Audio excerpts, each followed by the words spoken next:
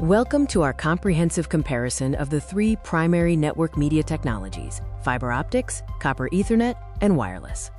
Understanding these technologies is crucial for designing any effective network, whether it's for a small office or a global operation.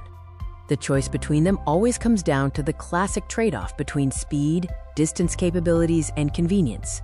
Let's break down the three primary technologies and see how they stack up. First up is fiber optic. It uses pulses of light sent through strands of glass or plastic, making it the gold standard for high-performance networking. Fiber offers extremely high speeds, reaching 100 gigabits per second and beyond. Critically, it can travel kilometers without significant signal degradation. Because fiber uses light rather than electricity, it is completely immune to electromagnetic interference, or EMI. This makes fiber the ideal choice for backbone infrastructure, connecting buildings, and high-speed internet service provider uplinks. Next, we have copper Ethernet. This is the standard wired connection for most local area networks and uses electrical pulses to transmit data. Copper is highly reliable, with typical speeds reaching up to 10 gigabits per second using modern cable categories like Cat6a or Cat7. However, copper's biggest limitation is distance. The signal degrades significantly after about 100 meters.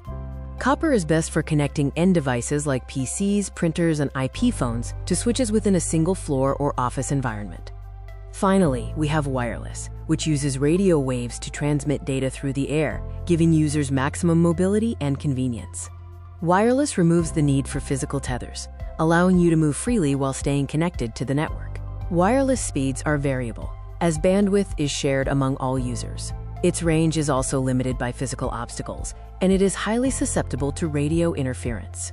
Wireless is best used for mobility, guest access, and environments where running physical cables is difficult or impractical.